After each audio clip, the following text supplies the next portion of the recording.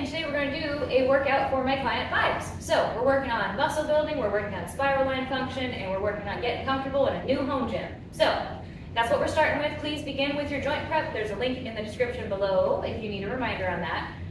And then we're going to begin with forward fold to unfurl to cactus arms. So it's a combo move. You're going to start with your feet parallel, flat on the floor, and you're just going to bend down, round your back, do whatever you need to kind of get into a little ball. Then you're going to tuck your chin even more, drop your butt down, and slowly unroll like a little fern unfurling. And then when you almost are standing up, you're going to swoop your elbows together and try and inhale to raise your palms up as high as they can. Open up your chest and then squeeze your shoulders back down before they melt down and you go back into your forward fold. So from here, tuck your chin, round your back, inhale as you roll up one vertebrae at a time, elbows swoop together, inhale up even further, take up lots of space, open your chest, and then squeeze back and down, so in that cactus arms. We're going to give you 6 to 10 of those.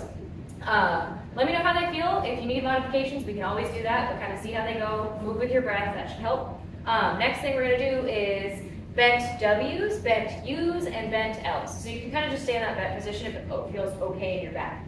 But you're going to push your toe tips into the ground, so you're not scrunching, you're pushing, right? So your body is engaged. Keep this super long, so torso stays long as you get to that bent position. And then for the W's, it's kind of like the cactus arms you were just doing. You're going to reach your arms straight forward and then try to pull down into a W shape.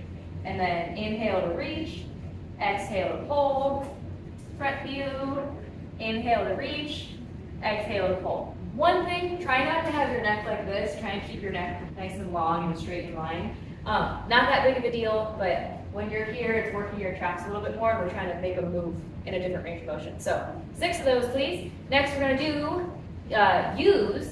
So instead of having your arms pull down here, your arms are actually going to be a little bit further in front of you. Arms start out parallel. Inhale to open your chest, keeping your arms parallel to the ground. Exhale to bring them back down. So it's kind of like you're opening from the center of your chest. Still keep your neck nice and long. As you go here, side view, open up out to the side. So 6 there, and then L's, you kind of stay in that same position, slide your elbows back, so you kind of squeeze your armpits together, and then try to rotate your arms out to the side. So this is probably going to be the hardest one, just based on the mechanics of it, and my experience with people. But you're going to have everything nice and tight, and just try to externally rotate. So your chest is opening up, your shoulders are active, and let it back down. So 6 of each of those, please. You don't have to stay in the bent position. So stand up whenever you need to, but try and hold it as long as you can, and think belly button up and in to help support your back, right? So after those, we're gonna have you do side plank, hip lifts with overhead reach. So they may be done on your knees or in full length. I'm gonna show you both. So knee plank, you're gonna have your knees, hips, ribs, shoulders, and ears all in line. The elbow that's on the ground is right under your shoulder. So if you look down, your shoulders stack right over your elbow. And you're kind of like pushing that shoulder through the floor, the elbow through the floor. So your shoulder's nice and engaged. And you're going to lift your hips straight up in the air, kind of push your hips forward so everything's nice and in line. And then inhale to reach, exhale to lower back down, inhale to lift up, exhale to lower back down. So if you want a full length one, we're gonna have you upper body, same position. So shoulder right over the elbow, elbow pushes through the floor, but you're going to extend your heels as long as possible. So we've talked about that in the gym here, but you're trying to make your body long. So keeping the length and that shoulder pushing down, then you're going to lift your hips up, reach your arm forward, and then lower back down. So we're activating and shortening one side and then activating and stretching the other side. So that's what we're working on there for your trunk, up to 6 per side there. And then Eastern squats is our next and final part of our warm-up. So you'll start out standing in a pretty wide squat. So think about like your shoulders being able to fit down in between your feet. And then you're going to reach your arms up as high as you can. Think about folding in half and then grab wherever you can reach. So your legs don't have to be super straight, but they're not bent yet. And then wherever your hands reach, keep them there. And you're going to drop your hips down in between. So you kind of are pushing your knees out. Make sure your feet are still flat on the floor. open your chest, and then if it feels okay for you, one arm up, other arm up, stand up. That doesn't feel okay for everyone. So if the upper body part of this is just really not feeling great in your body, stick with the lower part. So instead of coming up, you'll just drop your hips down and then try to reach your hips up. So this is option B if the upper body part doesn't feel good. So we'll have you do 6 to 10 of those, and then take a break, do it again if you need to, otherwise you can move on to your first strength set, which is next. Okie dokie, hopefully you feel prepped and warmed up, and now we're going to start our first superset. So you're going to do just 2 movements for 2 to 3 rounds. Both of them are 8 to 10 each, so that works out great. But you're going to use that cable tower. So obviously I don't have one here, but there's 2 stacks. You can use 1 stack for each thing, or if the gym's kind of busy, you can use 1 stack for both of your movements and just move it and adjust the weight a little bit. So we're beginning with single arm high to low cable pull down. So high to low, you're setting up anchor point as high as you possibly can. You may use whatever handle you want. Ideally, like a single rope with a ball or a handle that looks like a handle. Those would both work pretty well. You can also just hold the cable, right? So with this though, you're gonna get in that bent position. So similar to what you were doing with the W.O.A.H. Think belly button up and in, toes pushed down, that whole normal spiel. So torso stays nice and long, the abs are supporting your lower back. And then from here, you're initiating the movement with your shoulder blade. So you're kind of shrugging your shoulder blade down and towards the center of your back, and then pulling with your elbow towards like the front of your rib cage.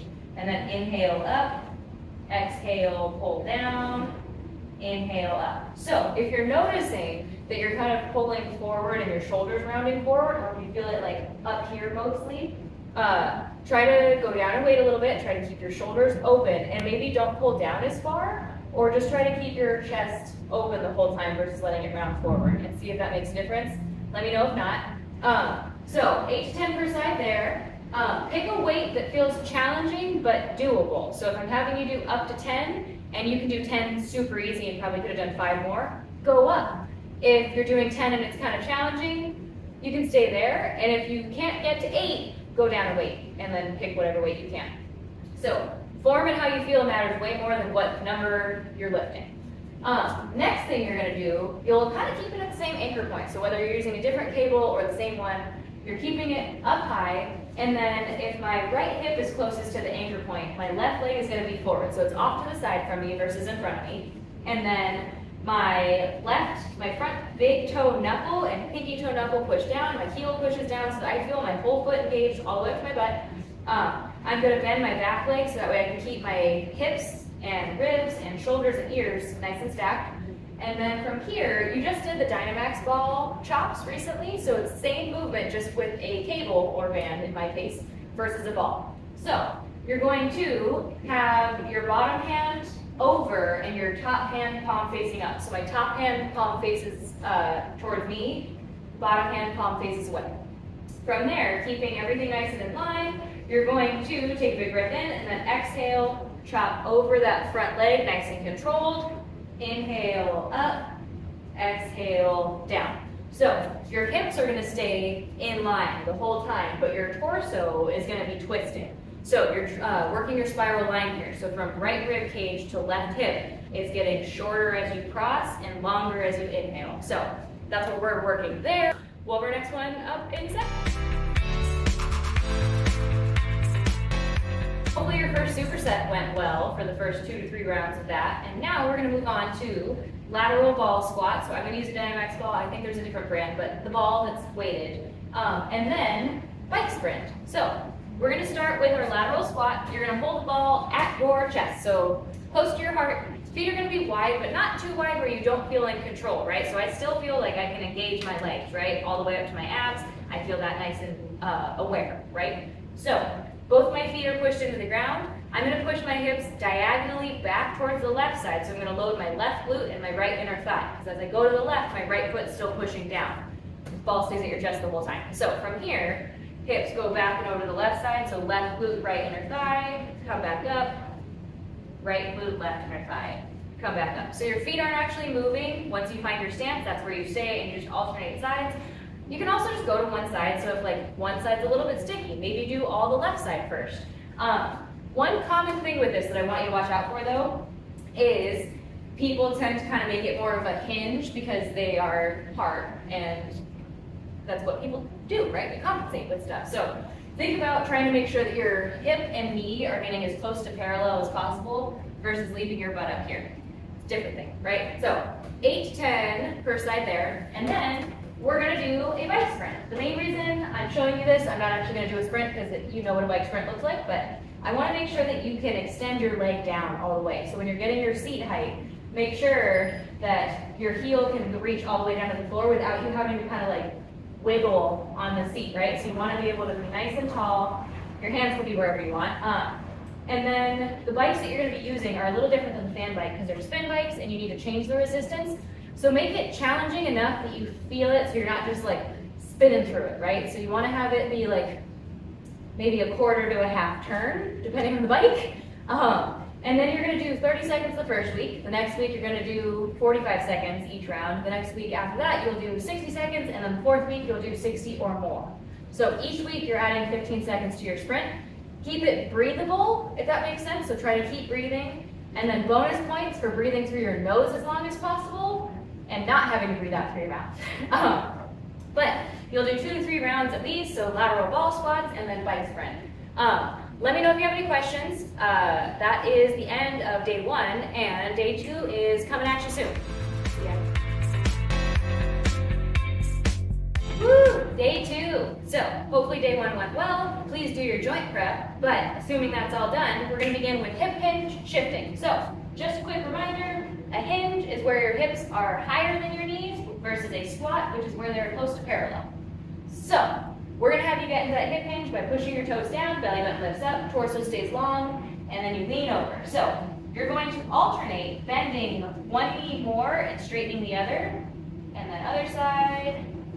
So really focus on pushing inner arch of your foot down. So my left big toe is really pushing down all the way to my heel as I straighten my left leg, and then same thing on the right side. And that helps engage your spiral line because it goes around your hips and then down to your feet. And so it's really important to have a good foot connection on that one. Do as many as you want. If you want a number, up to 10 per side, but go by how you feel. You should start to like have a little more wiggle room and start to feel a little bit nicer, right? So after those, we're gonna do coracoid Y raises. You'll poke your coracoid process, so think about clavicle and shoulder and where they meet. Kind of poke around in there. You'll feel something that's probably a little more dense than the other area, right? Or maybe it can be sore. And spread your fingers as wide as you can. Reach across to the other like pocket or hip, right? So thumb is reaching towards that other hip bone. Inhale up, exhale down. And as you exhale down, it's almost like this hand is trying to poke like behind your shoulder as you reach across. 6 to 10% there. If the Y raise isn't feeling great, you can also just do straight coracoid flossing where you go parallel, so kind of like you're wiping a table. Circular calf raises is the next thing, and you're going to do 6 each direction. So you're going to start with whichever one you want. I'm going to start today by rounding into the inner arches of my feet. I'm going to go up into a calf raise, roll out on my toes, and then come down as controlled as possible. And then if I'm doing them in my workout, I like alternating so I don't just get loose in one way. But I'm going to leave that up to you. So then out and around, in, up, and out, up, and in. So it's kind of challenging. Maybe stand near something. 6 each direction. And then we're going to finish up our warm-up with dead bugs. So you are already good at these, but I'm going to go over them just in case. Lay on the ground. Think about bringing your knees up so they're parallel and your toes are flexed up. So your lower back is pushing down into the ground. Your lower ribs are pushing down so you feel your abs engaged.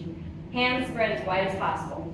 So you're going to try to reach your left heel point, so like the point of your heel, as far away as possible from your right hand. As you inhale, and then exhale up. Inhale, alternate sides.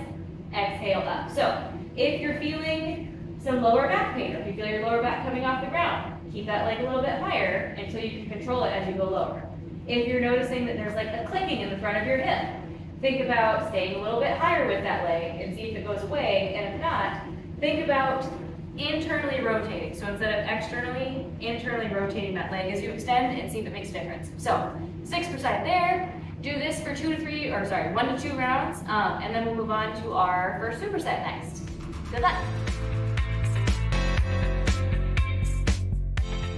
All right, the first superset that you're gonna do, I don't actually have a thing here and I don't really know how to make one, but it's in the room with like the Smith machine and bench.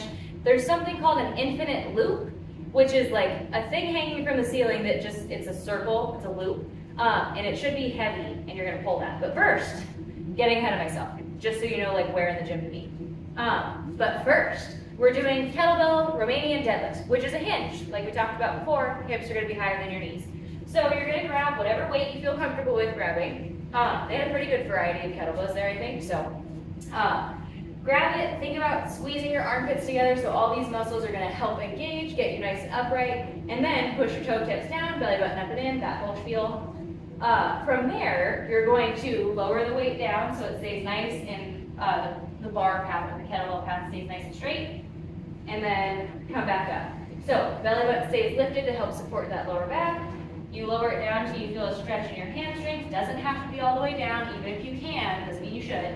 And then come back up. So with that one, you're lengthening your posterior chain and then shortening it as you come up.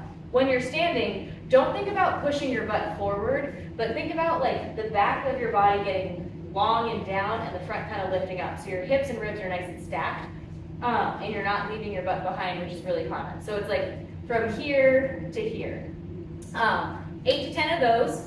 Let me know how you feel if you have any issues with them. The infinite loop thing though, back to that whole fun thing. It's a giant loop that's hanging from the ceiling and it should be kind of heavy. So I would like you, bear with me, we're gonna have an imaginary loop here.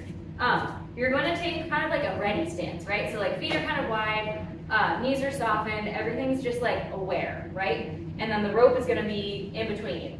And you're gonna reach up high. Think about kind of like that scooping feeling. So you're gonna scoop down, pull. And so it's similar to the lat pull down that we did here where you had that band.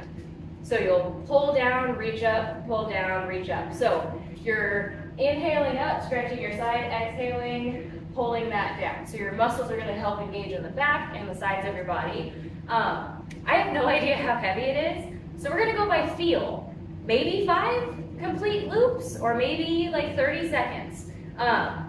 If that's not working out for you, we're gonna change it. But I wanna try it because it looks fun and it is a good one for your back. So we'll do 2 to 3 rounds of that and see how you feel before moving on to the next thing, which will come right at you soon. For this superset, I have you in the little studio room because they have BOSU balls, which are those blue like half round things. We actually don't have one here, but we have a ball on a little stand that'll do the job for the video. But please use the half round ones, not a full one. So for the first one, BOSU hop-in toe touches. I think I put circular in there as well. So you have this circular object on the ground and you're going to hop around it, kicking it with your toes or tapping it with your toes. So it should be entertaining on the video too. Tall torso, think about having like springy feet and just keeping everything nice and lifted. And the reason I say that is because as you keep this nice and lifted and aware of like your midsection, it's gonna help support your hips and your legs based on your functional lines that we've talked about as well, where it's like the little internal pulley system. So you're going to start with one toe on the BOSU ball, and then hop around and try to have your toes on it, right? So you'll go that direction, and then you're gonna go the other direction and see how it feels. It should be way better with the BOSU ball. It's still challenging, but at least it won't like run away from you. I was trying to not kick it too hard to have it go off the camera. So let's say 3 to 5 circles each direction. So completely around the ball is 1, and you'll do that 3 to 5 times each way. I'm gonna leave it up to you if you wanna go 3 in one direction and then 3 in the other. I highly recommend alternating, but I'm gonna leave it up to you. And then, sticking with the BOSU, or our case, the ball, you're gonna do high plank, knee tuck, crossovers. So, you'll be, high plank means you're on your hands versus your elbows. You're gonna be in that high plank position, and then think about trying to bring your heel to your butt, and then cross your knee over, let it down, heel to butt, tuck your knee over. So, with those ones, try and keep everything nice and stable, so hand squeeze kind of like together and down into the ball. And then the heel kick crossover is gonna help make sure that you're actually like lengthening through versus just using your psoas. So it's actually gonna help engage your abs a little bit better. And you'll do 8 to 10 crossovers per side. And then 2 to 3 rounds of that one as well. So this is your new home program. I hope it works out great for you. We can change anything that we need to if it's not working for you or if something doesn't feel good in your body right now. So keep me posted on how things feel, and good luck, and I'll talk to you soon. Have a good one.